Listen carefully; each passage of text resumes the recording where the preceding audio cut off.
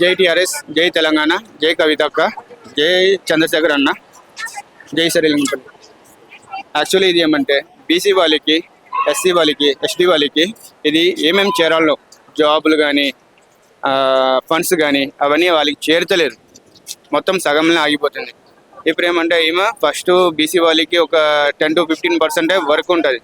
ఇప్పుడు ఏమంటే 50% దాకా ఇప్పుడు మహిళ కానీ జెంట్స్ కానీ ఎవరైనా కానీ వాళ్ళకి పాలిటిక్స్లో కూడా జాగిస్తున్నారు. ఫస్ట్ మహిళకు పాలిటిక్స్లో జాగా లేదు.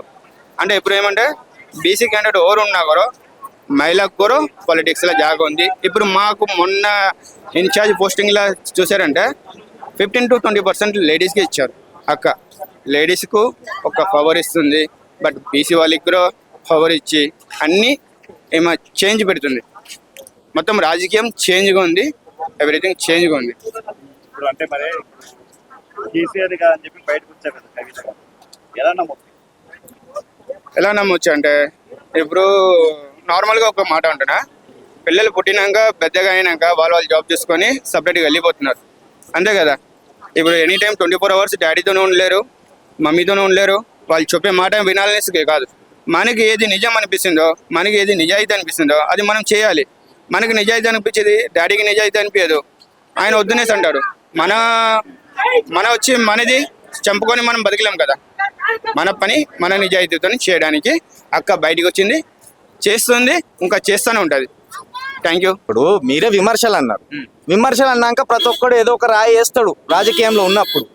ఎవడో ఇప్పుడు నేను నాటు భాషలో చెప్తా, ఎవని బిడ్డనో మనం ముద్దు చేసి మనకి బట్టలు కొనియం, ఎవని బిడ్డనో ముద్దు చేసి మనం సాధం. ఎవరి బిడ్డను వాళ్ళే సాదుకుంటారు, ఎవరి సిద్ధాంతాన్ని వాళ్ళే మోస్తారు. ఈ రోజు కల్వకుంట్ల కవితక్క గారు ఒక మహిళగా ఒక గొప్ప సంకల్పాన్ని భుజాన వేసుకొని, ఒక గొప్ప సిద్ధాంతాన్ని భుజాన వేసుకొని ముందుకు పోతున్న ఈ సమయంలో మీలాంటి వాళ్ళు కూడా ఆ విమర్శలను తిప్పికొట్టాలి. అవి మేము విమర్శలుగానే పరిగణిస్తాం. రానున్న రోజుల్లో ప్రతి ఒక్క విమర్శకు సమాధానం మీ కళ్ళ ముందు కనిపిస్తుంది. అంటే తెలంగాణ మొదటి ఉద్యమకారుడు కేసీఆర్ గారు లేకపోతే కవిత అనే వ్యక్తి పరిచయమేది కాదు సమాజానికి. అసలు తెలంగాణ లేకపోతే కేసీఆర్ లేడుగా. తండ్రి పైన ఇటువంటి మాటలు మాట్లాడడం ఏంటి అంటే రకరకాల వినిపిస్తా ఉన్నాయి సోషల్ నేను ఒక్కటి స్పష్టంగా చెప్పాల్సుకున్నా బ్రదర్, రాజకీయంలో రాజకీయమే ఉంటది. ఇక్కడ అమ్మ, అక్క, అన్న, తమ్ముడు ఉండదు.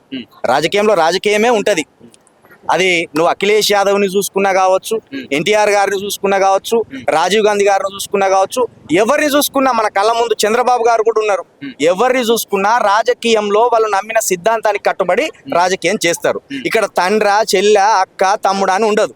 మరి అదే కేసీఆర్ గారిని అడగండి మీరు, ఇదే మైకులు పెట్టి సొంత బిడ్డను కనీసం వివరణ అడగకుండా ఎట్లా మీరు బహిష్కరించాలని. రానున్న రోజుల్లో ఎస్సీ బీసీ ఎస్టీలకు సంబంధించిన రాజకీయ వాటాను మేము ఇవ్వబోతున్నాం. 119 స్థానాలకు గాను ఇప్పటి వరకు 43 స్థానాలకు ఇన్ఛార్జీలను ప్రకటిస్తే అందులో అత్యధికంగా 22 స్థానాలను బీసీలకే కేటాయించడం జరిగింది. దీన్ని బట్టి మీరు అర్థం చేసుకోవచ్చు. మీరు కూడా మీ గొంతులు చెప్పాలి. టిఆర్ఎస్ ఆధ్వర్యంలో కల్వకుంట్ల కవితక్క గారు 22 స్థానాలు బీసీలకు కేటాయించిండ్రు. ఈ సామాజిక న్యాయాన్ని అన్ని పార్టీలు కూడా ఆమోదించి నెరవేర్చే దమ్మున్నదా అని మీరు కూడా అడగాలి.